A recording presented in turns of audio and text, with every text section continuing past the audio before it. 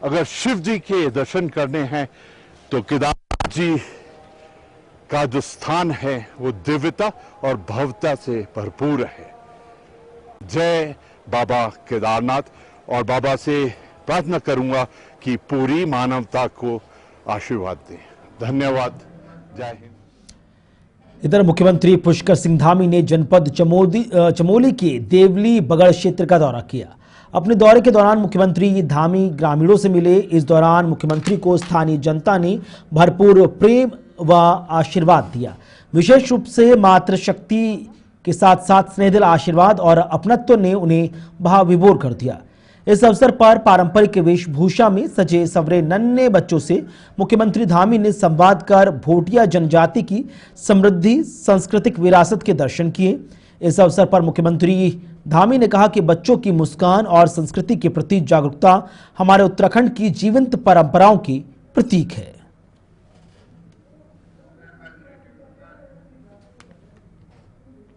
इधर मुख्यमंत्री आवास में समीक्षा बैठक का आयोजन किया गया, जिसकी अगुवाई मुख्यमंत्री धामी ने की।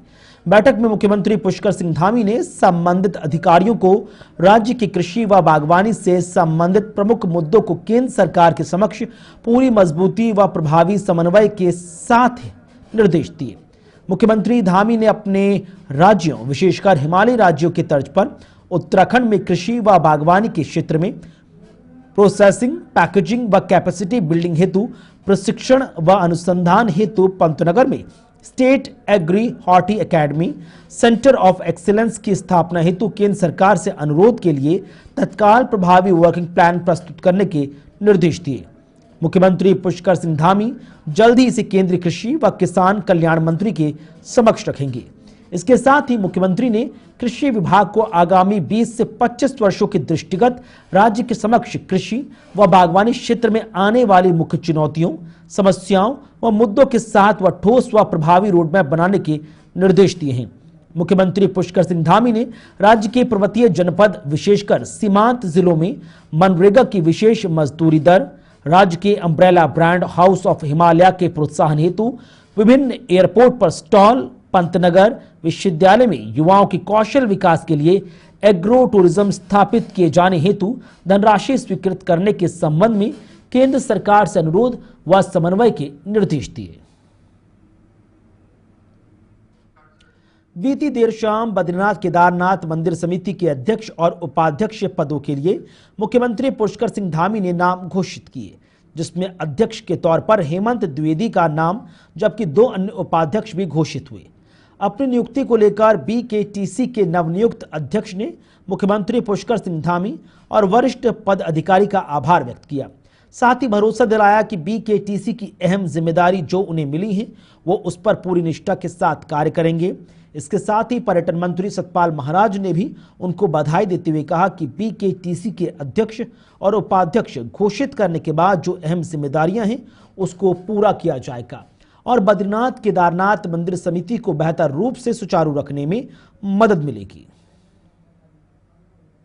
मैं सबसे पहले तो आपके चैनल के माध्यम से जो है कि अपने शीर्ष नेतृत्व को, अपने राष्ट्रीय नेतृत्व को, अपने प्रदेश नेतृत्व को और अपने प्रदेश के अपने जो हमारे असंख्य कार्यकर्ता हैं उन सबको मैं उनका आभार व्यक्त करता हूं। और मैं अपने आप को बड़ा सौभाग्यशाली समझता हूं कि मेरे जैसे एक छोटे से कार्यकर्ता को ये सेवा करने का एक अवसर और मौका दिया है, जहां पूरा ब्रह्मांड जो है कि भगवान बद्री विशाल और केदार जी के आशीर्वाद के लिए हमेशा लालायित रहता है। और मेरे जैसे छोटे से कार्यकर्ता को वहां पर सेवा का अवसर दिया। कल रात ही सरकार ने घोषणा की है, अपने प्रदेश के यशस्वी मुख्यमंत्री आदरणीय पुष्कर सिंह धामी जी, अपने प्रदेश के अध्यक्ष महेंद्र भट्ट जी, अपने संगठन मंत्री आदरणीय अजय जी, हमारे जो विभागीय मंत्री हैं कैबिनेट मंत्री आदरणीय सतपाल महाराज जी और सभी वरिष्ठ जन आदरणीय कुशवाहा जी, आदरणीय निशंक जी, आदरणीय तीरथ जी, हमारे जितने भी पूर्व मुख्यमंत्री हैं उन सबका मैं आभार व्यक्त करता हूं और सभी वरिष्ठ जनों का मैं आभार व्यक्त करता हूं। और मैं विश्वास दिलाता हूं कि जो मुझ पर विश्वास किया गया, जो मुझे सेवा का अवसर दिया है,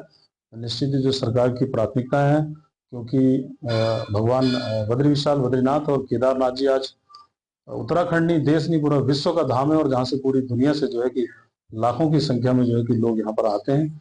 उनको लेकर सरकार लगातार निरंतर जिस प्रकार की व्यवस्थाएं बनाई गई हैं और मंदिर समिति की जो भी जिम्मेदारी है, जो कर्तव्य है, जो मुझे अपनी पूरी टीम के साथ में हमको करना है। हम लोग निश्चित ही उस पर उसको कार्य करने का पूरा प्रयास करेंगे।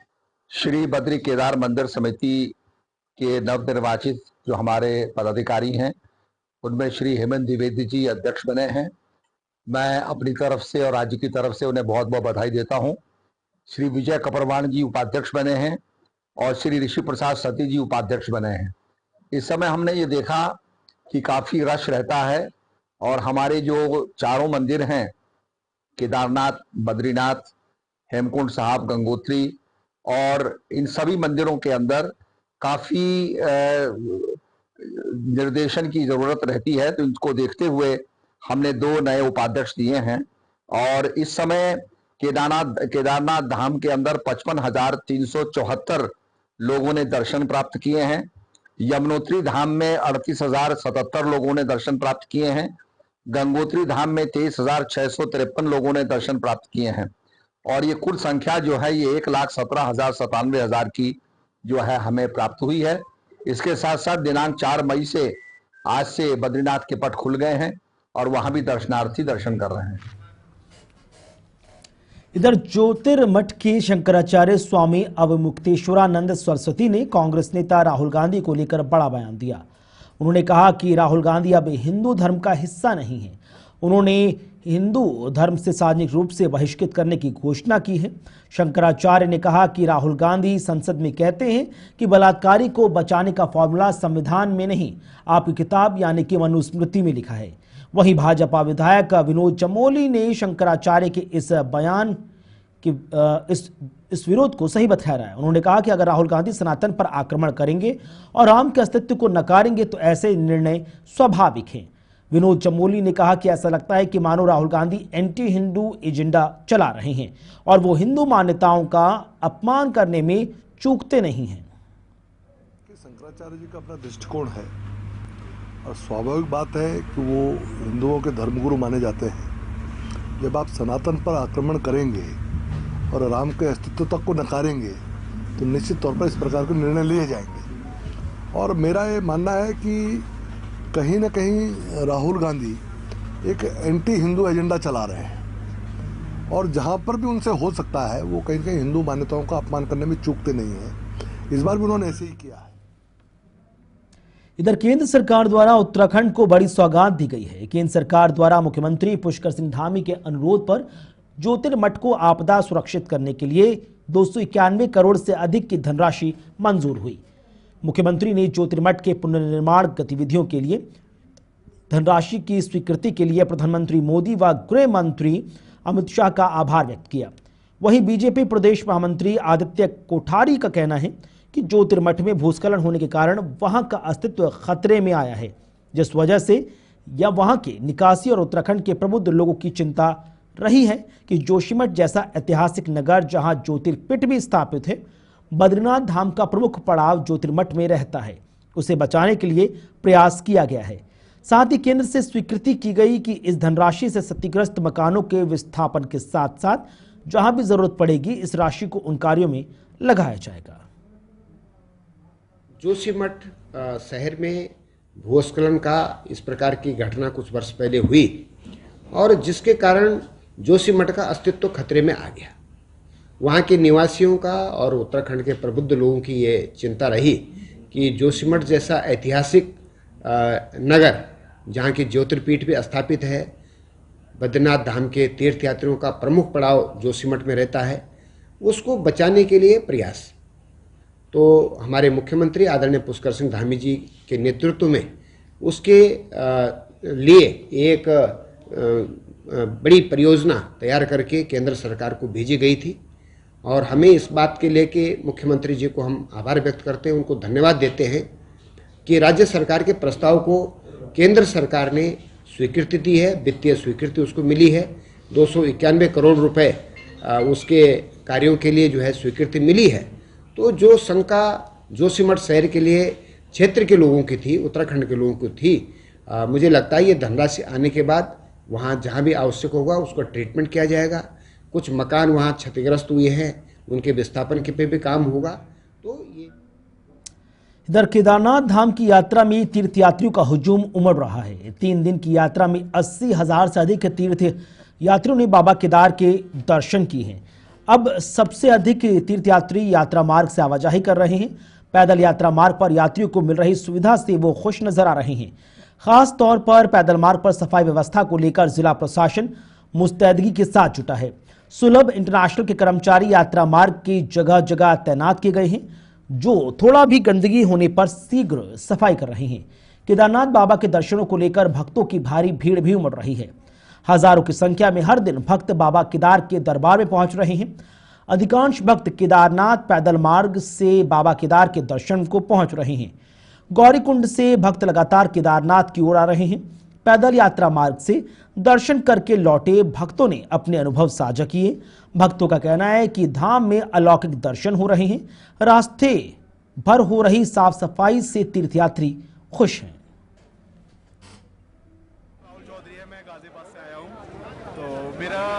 मैं फर्स्ट टाइम आया था 3 साल पहले, पर मैं बहुत टाइम बाद आया हूँ, तो मेरा सेकंड टाइम है। तो मतलब के पास पहले आया था और अब आया हूँ ना, काफ़ी डिफरेंस मिला है उस चीज़ में। काफ़ी चीज़ें नई बनी है और काफ़ी चीज़ मतलब सफाई के मामले में भी लेते हैं तो बहुत सफाई है। पिछले साल से तो बहुत कंपेयर करें तो काफ़ी अच्छा मतलब इस बार है। खाने से लेकर ले सकते हैं, टोकन सुविधा बहुत अच्छी करी है। इस बार सिक्योरिटी भी बहुत अच्छी है, मतलब पहले के मुकाबले काफ़ी अच्छी है। तो मैं तो कहूँगा आप भी आइए केदार, आपको मतलब महादेव बुलाएंगे। जो मेरा देख रहे हो सबको बुलाएंगे महादेव, ऐसी कोई बात नहीं है। मैं भी दूसरी बार आया हूँ, महादेव ने बोला तो हर साल आया करूँगा, ओपनिंग क्लोजिंग दोनों में। जय श्री केदार। मेरा नाम अनुभव भाकुनी है, मैं गाजियाबाद से आया हूँ। मैं केदारनाथ आज 5वीं बार आया हूँ मेरे 2 बड़े भाइयों के साथ। हर बार तो मेरे को दर्शन बहुत अच्छी तरीके से होते थे, लेकिन इस बार जो यहाँ व्यवस्था थी और ये जो नया कॉरिडोर इस बार बनाया गया है, ये काफ़ी अच्छा लगा मुझे। और जो दर्शन है वो तो हर बार की तरह बेहतरीन हुए मुझे। और जितने भी यहाँ व्यवस्था है, ये भंडारे की, ये सब कुछ जो पुलिस प्रशासन है, सब कुछ बहुत ही बेहतरीन हुआ है। मैं आशा करता हूँ आप सब भी 2025 में केदारनाथ धाम की यात्रा करेंगे और यहाँ पर रहने से लेकर खाने पीने की सभी व्यवस्था बहुत अच्छी है। तो आप सब भी यहाँ पर। इधर हल्द्वानी के काठगोदाम सर्किट हाउस में पिछले दिनों हुई दिशा की बैठक थी। इस बैठक में सांसद अजय भट्ट के सामने मेयर गजराज बिष्ट ने प्राधिकरण की कार्यप्रणाली पर आरोप लगाए थे। उन्होंने कहा था कि प्राधिकरण गरीबों को सताने का काम कर रहा है, जिसके एवज में भारी भरकम वसूली भी की जा रही है। ये वीडियो सोशल मीडिया पर अब वायरल हो रहा है। अब सवाल ये उठना लाजमी है कि डबल इंजन की बीजेपी सरकार में भ्रष्टाचार किस सतह पर चल रहा है। भ्रष्टाचार मुक्त प्रदेश की बात करने वाली धामी सरकार के दावे सब हवाई होते हुए नजर आ रहे हैं।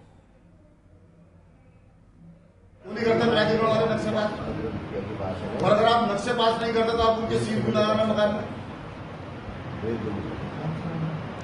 वो जो विचार जो मेरे मुख्यमंत्री का मुद्दा और उनके हाईलाइट रहेगा, मैं उसको 10 लाइट 15 लाइट आप देखे मैं मान जाऊंगा, चाहे मेरा सगा भाई हो।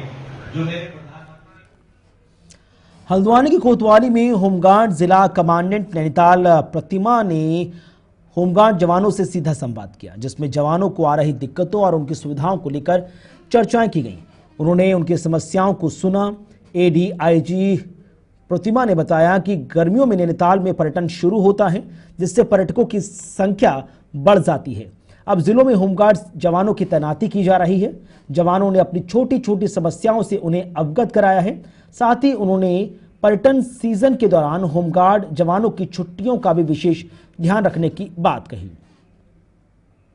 पहले तो अभी यात्रा सीजन चल रहा है, तो यात्रा सीजन को देखते हुए टूरिस्ट प्लेस भी है ये, तो मैंने सम्मेलन लिया। इसके पहले मैंने 1 मई को भी सम्मेलन लिया था और आज 3 मई है, 3 मई को भी सम्मेलन लिया। इसमें जवानों को, महिला जवान और पुरुष जवान सभी शामिल थे। और ये बेसिकली आज का सम्मेलन जो था शहरी कंपनी नंबर 2, और जिसमें महिला और पुरुष दोनों जवान हैं हमारे यहाँ। तो इनकी समस्याओं को सुना गया, जिसमें से कुछ का ये था कि जैसे उनका ड्यूटी भत्ता पूछा गया कि ड्यूटी भत्ता आपको समय पे मिल रहा है कि नहीं। तो सबने कहा कि बिल्कुल हमें समय पे मिल रहा है और सबकी ड्यूटियाँ रोटेशन के हिसाब से लग रही हैं। इसके अलावा जवानों से उनको ये कहा गया कि आपका जो वर्दी टर्न आउट है वो बेटर होना चाहिए आपके मनोबल को बढ़ाने के लिए, और हमारे जो विभाग की छवि है उसको और बेहतर बनाने के लिए क्या क्या किया जा सकता है। इन बिंदुओं पे उनसे चर्चा की गई और ओवरऑल जवानों के द्वारा इधर देहरादून में माता वाला बाग बचाओ संघर्ष समिति के बैनर तले रैली का आयोजन किया गया, जिसमें बड़ी संख्या में लोगों ने भाग लिया। ये रैली सहारनपुर चौक से शुरू होकर माता वाला बाग में संपन्न हुई, जहां लोगों ने जमकर नारेबाजी की। रैली का नेतृत्व अधिवक्ता अमित तोमर द्वारा हुआ। इस अवसर पर अमित तोमर ने कहा कि 300 साल पहले श्री गुरु राम राय की चौथी पत्नी माता पंजाब कौर द्वारा आमजन के लिए इस बाग का निर्माण किया गया था। आज ये बाग आम जन के लिए बंद कर दिया गया है। इस बाग में हनुमान मंदिर की स्थापना भी की गई थी, जो कुछ अराजक तत्वों द्वारा झंडे के मेले के समय जेबीसी से तोड़ दिया गया। आज माता वाला बाग पूरी तरह से आम जन के लिए बंद कर दिया गया है। यही कृत्य 2018 में भी किया गया था, जब अंदर घूमने के लिए 500 रुपए की पर्ची कटवानी अनिवार्य कर दी गई थी, जिसका उस समय भारी विरोध भी हुआ। अमित तोमर ने मुख्यमंत्री पुष्कर सिंह धामी से प्रार्थना की कि जल्द से जल्द पूरे मामले का संज्ञान लेते हुए कार्रवाई की जाए, तोड़े गए प्राचीन हनुमान मंदिर को पुनः बनाया जाए, माता वाला बाग आम जन के लिए पहले की तरह खोल दिया जाए। पहले समझना पड़ेगा, ये कोई आम खेल का मैदान नहीं था, या कोई आम बाग नहीं था। ये एक ऐतिहासिक बाग था जो 300 साल पहले जो श्री गुरु राम राय जी थे, उनके चौथी पत्नी माता पंजाब कौर जी द्वारा बनाया गया था आम समाज के लिए। और तभी से ये बाग जो था आम समाज के लिए समर्पित रहा। हमारे मतलब मैं खुद अगर अपनी बात करूँ, 3 साल की उम्र से मैं वहाँ खेलता है। मेरे पिताजी और दादाजी, मतलब उस स्तर तक की बात कर रहा हूँ कि कई पीढ़ियाँ उस बाग में चलकर बड़ी हुई हैं, खेल कर बड़ी हुई हैं। 2017 में अचानक से क्या होता है कि उस बाग का पूरा जो बीच में मैदान था उसको खोद दिया जाता है, तब भी विरोध होता है। 2018 में क्या होता है, बहुत सारे पेड़, असंख्य पेड़ काट दिए जाते हैं, और तब बहुत बड़ा बवाल एक होता है। और ये सारे जो गेट था माता वाले बाग का, उसको बंद कर दिया जाता है आम समाज के लिए, और कहा जाता है कि भाई अगर आपको घूमना है तो आपको 500 रुपये का पास लेना पड़ेगा। आप सोचिए कि ऑक्सीजन लेने के लिए एक व्यक्ति जो था, वृद्ध व्यक्ति है या कोई बच्चा खेलने जा रहा है, 500 रुपये उसको देने पड़ेंगे घूमने के लिए। 2018 में भी हमने प्रदर्शन किया था। उसके बाद जो आदरणीय महन जी हैं, उन्होंने हमारी बात सुनी थी और उन्होंने तत्काल प्रभाव से सबके लिए ये बाग खोल दिया था। अभी कुछ दिन पुरानी बात है, होली से लगभग 5-7 दिन पुरानी बात है, तो 3 पेड़ पुनः काट दिए गए, और जिसका विरोध ये मेरा छोटा भाई अमन स्वेडिया पहलवान है, इन्होंने उसका विरोध किया। और विरोध करने के उपरांत जो मैनेजमेंट था, उन्होंने साफ कहा कि अब हर हाल में हम यहाँ पर जो अखाड़ा है इसको तोड़ के रहेंगे। ये अखाड़ा भी कोई आम अखाड़ा नहीं है। ये अखाड़ा जब बाग बनाया गया था, उसी समय पर माता पंजाब कौर द्वारा अखाड़ा निर्माण किया गया था, और जो हनुमान जी का मंदिर है उसकी स्थापना की गई थी लगभग 300 साल पहले। 16 मार्च 2025 को एक बहुत बड़ी घटना होती है। रात के समय जेसीबी लाई जाती है और कुछ असामाजिक तत्व, क्योंकि हर वर्ष होली के उपरांत झंडे का मेला लगता है, उस समय बहुत सारे लोग संगत के रूप में आते हैं जो बहुत सज्जन लोग होते हैं। उन्हीं की आड़ लेकर कुछ लोगों ने जेसीबी लगाई वहाँ पर, और हमारा जो प्राचीन मंदिर था हनुमान जी का, उसको तोड़ दिया गया। उस पर पैर रख के चढ़ा गया और उसको पूरी मूर्ति को खंडित कर दिया गया। उसके उपरांत जो अखाड़ा था उसको पूरा उखाड़ दिया गया, और अगले दिन से वहाँ पे ताले मार दिए गए। 2 अप्रैल 2025 से हर आम व्यक्ति के लिए वहाँ पर आवाजाही बंद कर दी गई। इधर उत्तराखंड के विकासनगर के कैनाल बाईपास रोड की बदहाली किसी से छिपी नहीं है। वहीं अब इस सड़क पर दोपहिया वाहनों के फिसलने, वाहन चालकों के चोटिल होने के साथ साथ धूल मिट्टी जैसी एक नई समस्या भी सामने आ रही है, जिसको लेकर नगर पालिका विकास नगर वार्ड 3 के सभासद सबल शेरावत के साथ कई व्यापारी ईएमएस कंपनी के दफ्तर पहुंचे, जहां उन्होंने ईएमएस कंपनी के जेई केपी सिंह के सामने पाइपलाइन बिछाने को लेकर की गई सड़क खुदवाई के बाद सामने आ रही जनता की समस्याओं को रखा। सभासद संघ व्यापारियों ने एक ज्ञापन जेई को सौंपा। साथ ही इस समस्या का जल्द निपटान करने के संबंध में विकासनगर विधायक मुन्ना चौहान को शिकायत करने व वार्ड निवासियों व दुकानदारों के साथ को लेकर आंदोलन करने की चेतावनी दी। व्यापारी वर्ग और जो स्कूल हमारे कैनाल रोड विकासनगर में स्कूल्स पढ़ते हैं, हॉस्पिटल पढ़ते हैं, तो कैनाल रोड खुदने के बाद ये ऐसे ही छोड़ दी गई है, और जिसमें स्कूल के बच्चे भी गिर रहे हैं। कम से कम 20-30 एक्सीडेंट यहाँ पे अभी बरसात हुई थी 3 दिन पहले, यहाँ पे करीबन 20-30 एक्सीडेंट्स हो चुके हैं। तो आज हम कंपनी के ऑफिस में आके हमने कंपनी के जो अधिकारीगण हैं उन्हें इस बात से अवगत कराया। वैसे तो उन्हें इस बात की जानकारी थी, लेकिन हमने उनसे ये रिक्वेस्ट किया कि कम से कम इसमें जीएसबी डाल दीजिए, कच्चा माल डाल के रोलर लगा के कम से कम चलने लायक हो जाए। तो क्योंकि बहुत भयावह स्थिति देखी गई थी अभी 3 दिन पहले। अभी कंपनी के अधिकारियों को हमने एक ज्ञापन दिया, और क्योंकि कहीं ना कहीं जितने भी प्रतिष्ठान हमारे केनाल रोड पे हैं, सब कहीं पे भी कस्टमर नहीं जा रहे हैं, कीचड़ होने के कारण, धूल होने के कारण, और आगे आगे लू भी चलेगी, धूल उड़ेगी, तो जिनके घर हैं यहाँ पे केनाल रोड पे या हॉस्पिटल्स हैं, स्कूल्स हैं, वहां पे बहुत भयावह स्थिति देखने को मिलेगी आपको अगले महीने। तो हमने कंपनी के अधिकारियों को कहा है कि जल्द से जल्द इसका निस्तारण करें, नहीं तो हम उनकी शिकायत माननीय विधायक जी से करेंगे और हम यहाँ पे धरना भी देंगे। तो लेकिन अभी ईएमएस के अधिकारियों ने हमें आश्वासन भी दिया है कि जल्द से जल्द। तो चारधाम यात्रा का आगाज हो चुका है। इसको लेकर सरकार के द्वारा प्रशासन को पूरी तरह से मुस्तैद रहने को कहा गया है। वहीं पुलिस प्रशासन के द्वारा और नगर पालिका के द्वारा बीच में अतिक्रमण हटाओ अभियान चलाया गया और पुलिस के द्वारा सड़क पर खड़े वाहनों और ई रिक्शा यूटिलिटी के चालान की कार्रवाई भी हुई। लेकिन फिर भी हालात जस के तस हैं। दोबारा से फिर पिकअप वाहन सड़कों पर खड़े होते नजर आ रहे हैं, जिससे कि चारधाम यात्रा में आने वाली गाड़ियों को काफी दिक्कतें हो रही हैं। आपको बता दें कि ई रिक्शा को पूर्ण तरीके से हरबटपुर से लेकर प्रतिबंधित कर दिया गया। ये नेशनल हाईवे पर नहीं चलेंगे, लेकिन फिर भी ई रिक्शा नेशनल हाईवे पर चल रहे हैं, जिससे आस पास की आम जनता और चारधाम यात्री काफी दिक्कतों का सामना कर रहे हैं।